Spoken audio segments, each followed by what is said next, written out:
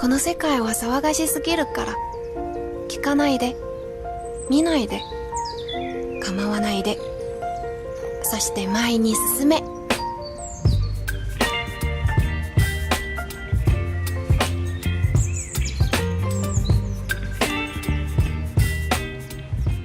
Welcome to Fishy Wild. Welcome to the blessed month, October.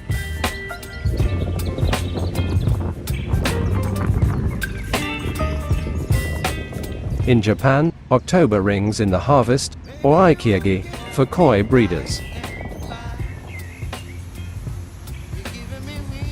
An aikiagi is a ritual performed several times a year by Japanese koi breeders. It literally means, lift the pond, or harvest from mud ponds. Yes, October is the most exciting time of the year, for all koi dealers and hobbyists. It is also the time of the koi harvests in Japan. Every day in October, breeders harvest so many living jewels. Buyers from all over the world came to the small towns of Ajiya and Nagaoka, in Niigata, Japan, to witness the aikiagi ritual all day in this month. It is the time for koi breeders to pull in their nets and see the koi beauty that comes from all their hard work. An exciting moment that the growers have looked forward to all year round.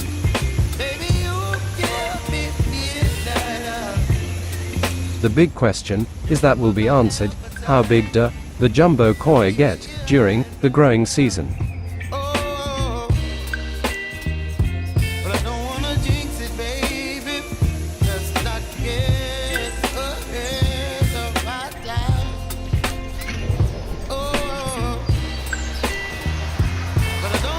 What is a koi mud pond, where koi grown so big? Is it a pond with mud and koi? Maybe I'm right. It may be that, and at one point, that is exactly what it was. But to koi enthusiasts, that answer is likely to get you dirty looks, at the very least. Contrary to popular belief, a koi mud pond is not just a freestanding muddy watered hole in the ground that you can put koi in. Mud pond, with the development of the hobby and business of koi keeping, it has grown way beyond a fortunate confluence of beneficial environmental conditions.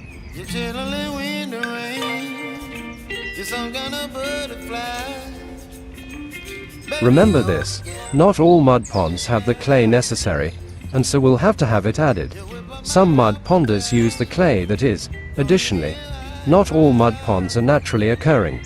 Many are man-made. In man-made mud ponds, trying to recreate the water softness can be an expensive prospect. All water is not the same. A lot of a mud pond's charm comes from the type of water that flows into it. In Japanese mud ponds, a lot of the water is runoff from mountain snow, similar to the Pacific Northwest, which is soft water, not as many minerals.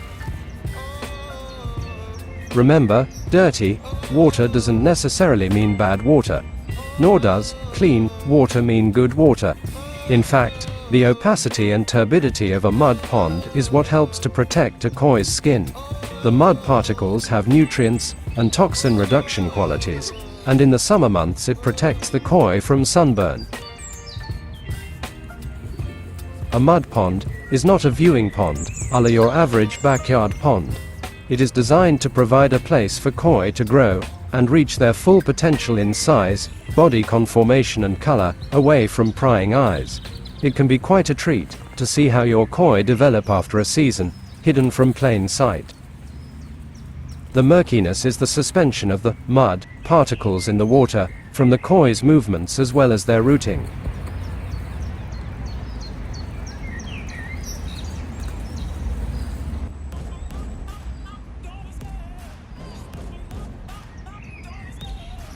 Novice koi hobbyists usually buy their first few koi based solely on color and pattern that they like. These are important factors in choosing a koi, but veteran koi judges will tell you that body conformation should be a koi hobbyist's first consideration in choosing a koi. In fact, the scoring sheet of most koi judging events gives 50% weight to koi body conformation. body conformation is, therefore, much more important than what most people think. First and foremost, a koi must not have any deformities, like missing fins, crooked body, too short, and so on. It must be healthy, with no signs of ulcers, open skin, smashed mouths, disease, or infections anywhere in the body. The head of the koi must be symmetrical and of correct size in relation to its body, not too big nor too small.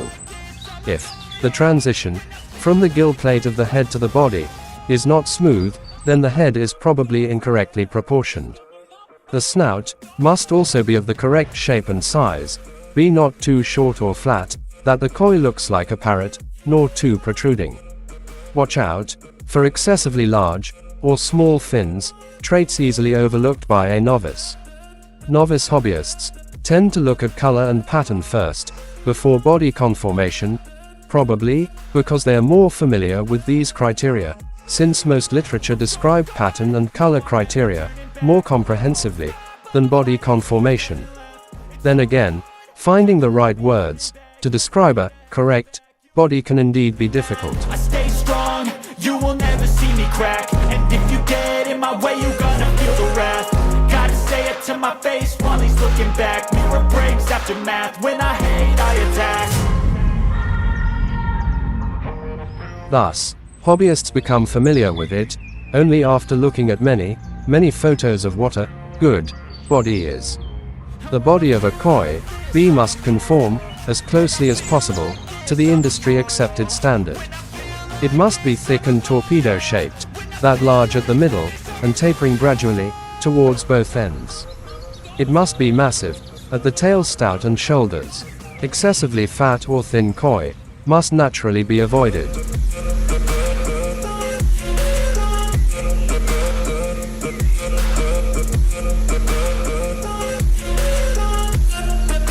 No koi is perfect, so a koi must not be judged by its imperfections. In fact, some textbook imperfections actually enhance how a koi looks. This is the reason why judging a koi does not consist of totaling up its individual pluses and minuses. Instead, a koi is judged as one total package, in terms of how pleasant it looks, and how it carries itself.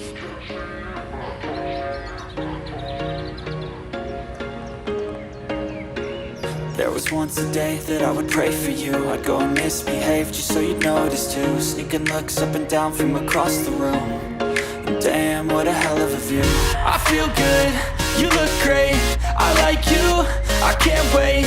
A first time, a first date, you're so fine, I'm so late. You sip wine, I drink straight. Don't waste time to my place. I feel my heart erase. So catch me if I fall.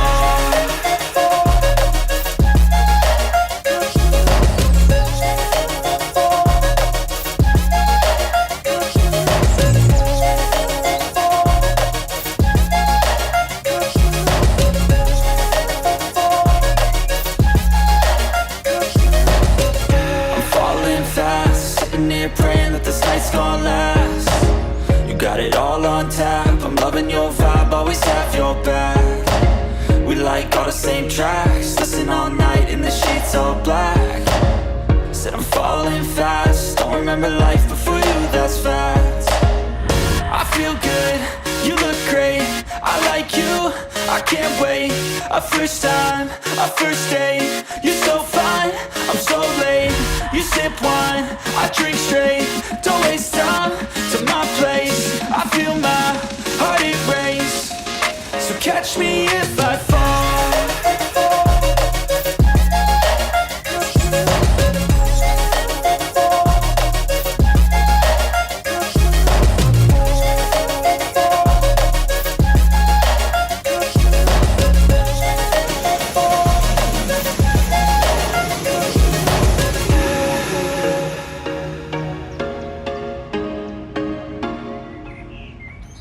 However, talking about koi harvest, we have to divide these koi into two sections.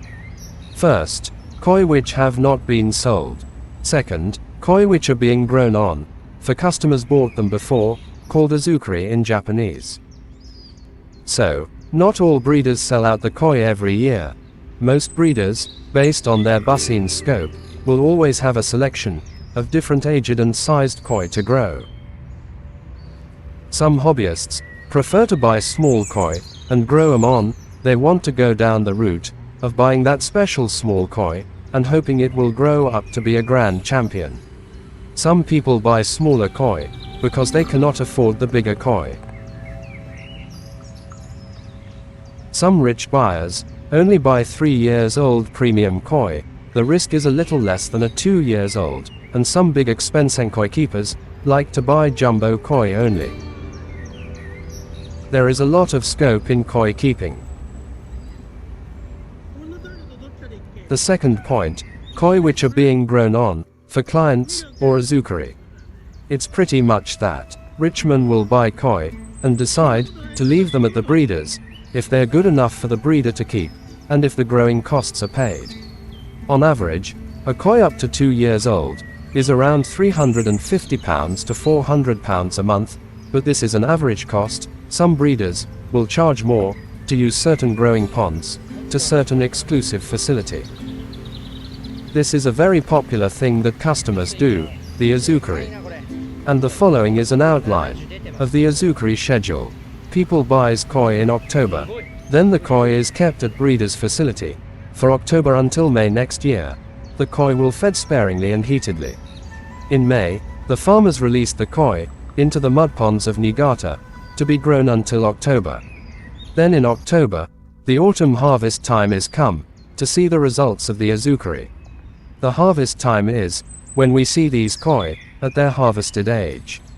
The best they will look at their stage of life. We see them from the youth. We see the expectations. We see the successes. We see the failures.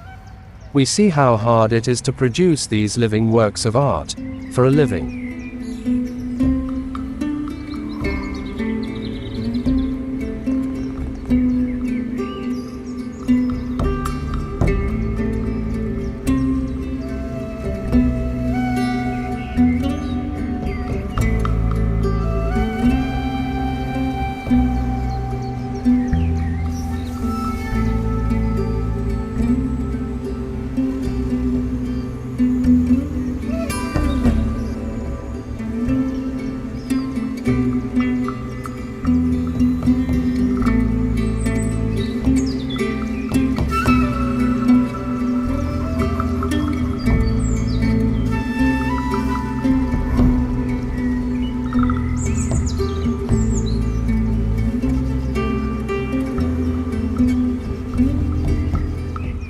Every time before the harvest season, and after the harvest season, thousands of koi fish from Japan will flood dealers throughout the world, starting from September until just before winter, and will continue with various koi shows when spring comes until early next fall.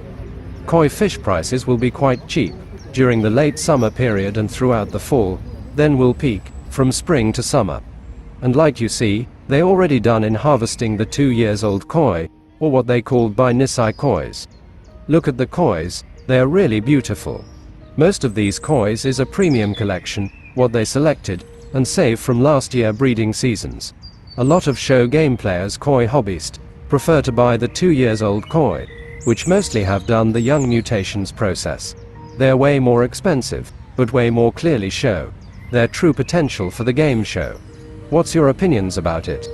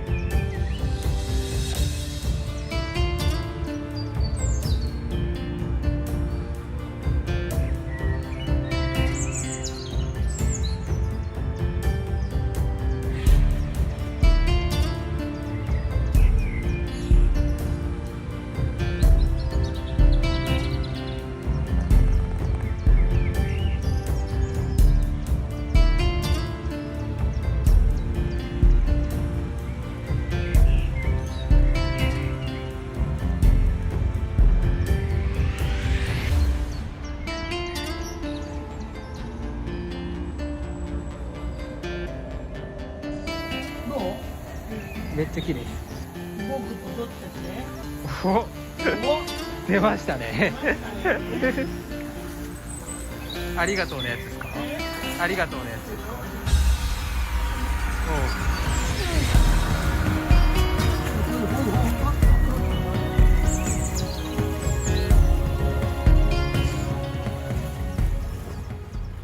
？In May last year, the koi breeders of Japan had bred a ton of koi fry. Now, how big they had, the baby koi that they bred a full 12 months before. Now these koi are between 30 to 40 centimeters, most of them, called as popular calling name, the jumbo tosai. The koi that the breeder has selected to keep, which will be less than hundreds pieces from hundreds thousand, go out to the main mud ponds for a summer of growth. The breeders will check on them daily and make sure they are getting enough food.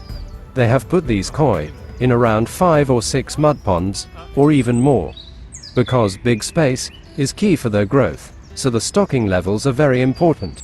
So they have May, June, July, August and September of uninterrupted eating and growing, no nets, just very hot weather and plenty of room, and a big appetite. No wonder they grow so fast. This is until buyers like you, from every corner of the globe, arrive in mass to the mountains of Niigata and other areas of Japan.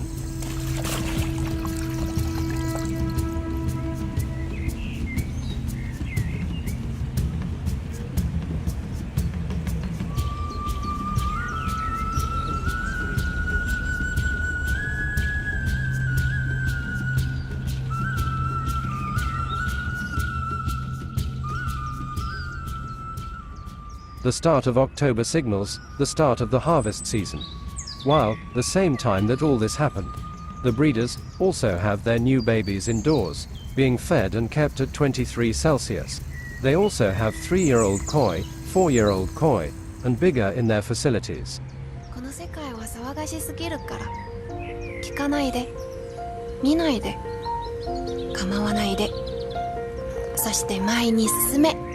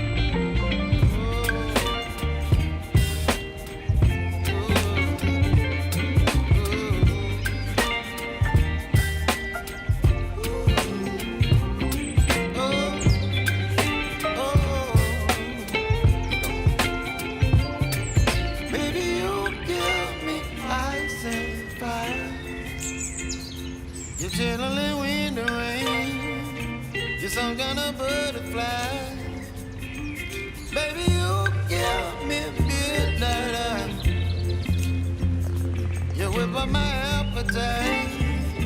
Don't leave me in